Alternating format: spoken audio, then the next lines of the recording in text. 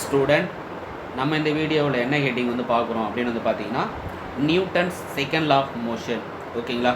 So நம்ம எந்த lesson வந்து பார்த்துட்ருக்குறோம்? 11th ஸ்டாண்டர்ட் ஃபிசிக்ஸில் 3rd lesson loss of motion வந்து பார்த்துட்ருக்குறோம். ஸோ இதில் வந்து ஃபஸ்ட் வீடியோவிலே லாஸ் ஆஃப் மோஷனோட இன்ட்ரொடக்ஷன் வந்து பார்த்துருப்போம். செகண்ட் வீடியோவில் வந்து நியூட்டன்ஸ் ஃபர்ஸ்ட் லா, நெக்ஸ்ட் ஒன் வந்து இனர்ஷியா, நெக்ஸ்ட் ஒன் வந்து டைப்ஸ் ஆஃப் இனர்ஷியா. ஸோ இதெல்லாமே வந்து கிளியராக வந்து பார்த்துருப்போம். ஓகேங்களா? ஸோ இந்த வீடியோவில் நம்ம வந்து செகண்ட் லா வந்து பார்க்குறோம். ஸோ இந்த செகண்ட் லா என்ன சொல்லலாம் அப்படின்னு வந்து பார்த்தீங்கன்னா, என்ன ஸ்டேட்மெண்ட் அப்படின்னு வந்து பார்த்தீங்கன்னா, the force acting on object is equal to the rate of change of momentum. The force acting on object is equal to the rate of change of momentum. அப்போ therefore force acting on the object is equal to the rate of change of momentum. Rate of change of momentum அப்படின்னு வந்து நம்ம வந்து சொல்லலாம். ஓகேங்களா? So அப்போ the force is equal to the rate of change of momentum. Rate of change of மொமெண்டம்னாலே டைமை பொறுத்து எனக்கு மொமெண்டம் வந்து சேஞ்சஸ் ஆகிட்டே இருக்கும். ஓகேங்களா? ஸோ நமக்கு தெரியும். இப்போ நம்ம என்ன சொல்லலாம், அதுதான் வந்து இந்த எக்ஸாம்பிள். இப்போ நம்ம வந்து ஃபோர்ஸை கொடுக்குறோம். இது வந்து இந்த ஆப்ஜெக்டோடைய மாஸ் வந்து எம்மு. ஸோ நம்ம ஃபோர்ஸை கொடுக்கும் போது, இப்போ ஃபோர்ஸ் இங்கே தான் ஃபோர்ஸ் வந்து கொடுக்குறாங்க. அப்போ ஃபோர்ஸ் கொடுக்கும் போது எனக்கு இந்த ஆப்ஜெக்டோடைய வந்து எதில் வந்து எனக்கு என்னவாகுதுன்னா வந்து மாஸ் எனக்கு சேஞ்சஸ் ஆகாது, எனக்கு வெலாசிட்டி வந்து சேஞ்சஸ் ஆகும். ஸோ அப்போ மாஸ் இன்டு வெலாசிட்டி. ஸோ அப்போ மாஸ் இன்டு வெலாசிட்டினாலே நம்ம என்ன சொல்லுவோம், மொமெண்டம் அப்படின்னு வந்து சொல்லுவோம். ஸோ அப்போ இதான் வந்து ஃபோர்ஸ். அப்போ யார் மூலிமா இங்கே ஃபோர்ஸ் வந்து கொடுக்குறோம், எனக்கு அந்த ஆப்ஜெக்டில் வந்து சேஞ்சஸ் ஆகுது. ஸோ அப்போ அதுதான் என்ன சொல்லியிருப்பாங்க, the force acting on object is equal to the rate of change of momentum. Rate of change of momentum, அந்த ஆப்ஜெக்டோடைய மாஸ் எம்மு, என்ன சேஞ்சஸ் ஆகுது, எனக்கு வெலாசிட்டி வந்து சேஞ்சஸ் ஆகுது வி. அப்போ therefore P equal to M V. அப்போ தேர்ஃபோர் இங்கே அப்ளை பண்ணலாங்களா?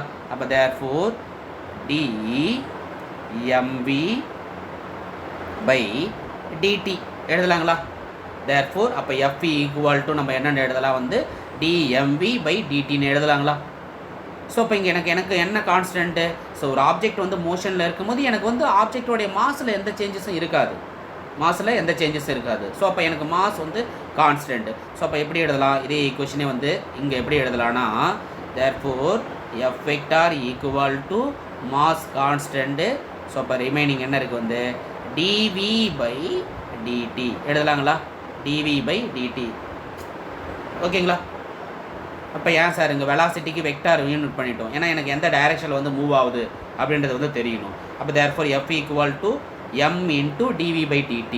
எனக்கு இந்த dv by dtனாலே நம்மளுக்கு நம்ம 10th வந்து தெரியுமே, நம்மளுக்கு இதிலே படிச்சிருப்போமே, என்னது வந்து dv by dtனாலே வந்து change in velocity with respect time.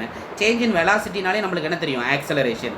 அப்போ தேர்ஃபோர் இந்த dv by dt இருக்கிற இடத்துல நான் என்னென்னு சப்ஸ்டியூட் பண்ணலாம், ஆக்சலரேஷன் சப்ஸ்டியூட் பண்ணலாமா, ஏ. அப்போ therefore f vector equal to ma. f vector equal to ma. So இதுதான் சார் நம்மளுக்கு என்ன அப்படின்னு வந்து பார்த்தீங்கன்னா Newton second law equation. f vector equal to ma. ஓகேங்களா? இது வெரி வெரி இம்பார்ட்டன்ட். நம்மளுக்கு இந்த ஃபார்முலா எப்படி வந்ததுன்னு தெரியாது. ஸோ இப்போ வந்து கிளியராக வந்து புரிஞ்சுக்கோங்க. ஸோ இப்போ இதை தான் நம்ம என்ன சொல்லுவாங்கன்னா, அப்போ தேர்ஃபோர் என்ன சொல்கிறோம் வந்து the force acting on object is equal to the rate of change of momentum, or வந்து the force is equal to the வந்து the product of mass and acceleration அப்படின்னு வந்து சொல்லியிருப்பாங்க. ஓகேவா? ஸோ இதை தான் வந்து நம்ம என்ன சொல்கிறோன்னா வந்து நியூட்டன் செகண்ட் லா. நல்லா புரிஞ்சுக்கோங்க. ஸோ திரும்ப சொல்லணும்னா ஸ்டேட்மெண்ட் மட்டும்தான் இதில் வந்து main. The force acting on object is equal to the rate of change of momentum. In case நம்ம ஃபோர்ஸோட எஸ்ஐ யூனிட் நமக்கு தெரியுமே, அப்போ ஃபோர்ஸோட எஸ்ஐ யூனிட் நம்ம என்ன சொல்லலாம், ஃபோர்ஸோட எஸ்ஐ யூனிட்டு நமக்கு தெரியும் வந்து நியூட்டன் அப்படின்றது வந்து தெரியும். அப்போ ஃபோர்ஸோட எஸ்ஐ யூனிட் நம்ம எப்படி டிஃபைன் பண்ணலாம் அப்படின்னு வந்து பார்த்தீங்கன்னா, இந்த இப்போ ஃபோர்ஸோட எஸ்ஐ யூனிட் நம்மளுக்கு தெரியும் நியூட்டன், என்னன்னு வந்து மென்ஷன் பண்ணுவோம். ஸோ அப்போ 1 நியூட்டனுங்கிறத வந்து நம்ம எப்படி மென்ஷன் பண்ணலாம், அப்போ ஃபோர்ஸ் இருக்கிற இடத்துல எனக்கு 1 நியூட்டன் சார். அப்போ 1 நியூட்டன் ஈக்குவல் டு எனக்கு என்ன சொல்கிறோம், மாஸ் இன்டு ஆக்சலரேஷன். அப்போ therefore 1 newton equal to, sorry இதை வேணால் கொஞ்சம் கிளியராக பார்த்துக்கோங்க. இப்போ தேர்ஃபோர் என்ன சொல்லியிருக்கோம் வந்து ஃபோர்ஸ் ஈக்குவல் டு அதோட எஸ்ஐ யூனிட்டு நியூட்டன். அப்போ தேர்ஃபோர் எனக்கு 1 நியூட்டன், வாட் இஸ் 1 நியூட்டன்? அப்போ ஃபோர்ஸ் இருக்கிற இடத்துல நான் 1 நியூட்டனுங்கிறது வந்து அப்ளை பண்ணுறேன். ஸோ அப்போ எனக்கு ஃபோர்ஸ் ஈக்குவல் டு என்னென்னு தெரியும், எம்ஏன்னு வந்து தெரியும். அப்போ தேர்ஃபோர் 1 நியூட்டன் ஈக்குவல் டு, அப்போ எனக்கு 1 நியூட்டனுங்கிற வந்து எனக்கு ஃபோர்ஸ் வந்து கிடைக்குதுன்னா, அப்போ எனக்கு அந்த ஆப்ஜெக்டோடைய மாஸ் என்ன இருக்கும் அப்படின்னு வந்து பார்த்தீங்கன்னா 1 கிலோகிராம்.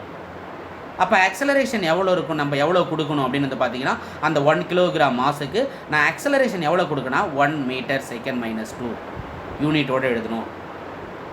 ஸோ அப்போ 1 newton equal to 1 kilogram into 1 metre second minus 2. So அப்போ இதையே நம்ம ஸ்டேட்மெண்ட்டில் சொல்லும் போது எப்படி சொல்லலாம்னா வந்து therefore 1 Newton is defined as the force which act on 1 kilogram of mass to give an acceleration 1 meter second minus 2 in the direction of force. In the direction of force. So அப்போ எந்த டைரெக்ஷனில் அந்த force இருக்கோ அதே டைரெக்ஷனில் so அதோடைய acceleration வந்து இருக்கும் அப்படின்ட்டு தான். இப்போ நான் வந்து ஃபோர்ஸை வந்து நம்ம இப்படி கொடுக்குறோன்னா எனக்கு ஆக்சலரேஷன் ஆல்சோ அதே டைரெக்ஷன் தான். ஓகேங்களா? அப்போ வெலாசிட்டி எனக்கு இதே டைரெக்ஷனில் தான் வந்து இருக்கும். ஸோ அதுதான் வந்து டிஃபைன் பண்ணியிருப்பாங்க. Very very important. இது 1 மார்க் கொஸ்டின். ஸோ அப்போ ஃபோர்ஸோட SI யூனிட் நியூட்டன். இப்போ தேர்ஃபோர் 1 நியூட்டன் நம்ம எப்படி டிஃபைன் பண்ணலாம்னா, அப்போ 1 நியூட்டன் நம்ம வந்து டிஃபைன் பண்ணும்போது எப்படி டிஃபைன் பண்ணலாம்னா வந்து the force which act on 1 kilogram of mass to given an acceleration 1 metre second minus 2 in the direction of force. ஓகேங்களா? ஸோ இதை தான் வந்து நம்ம என்ன சொல்கிறோன்னா வந்து 1 நியூட்டன் சொல்லுவோம்.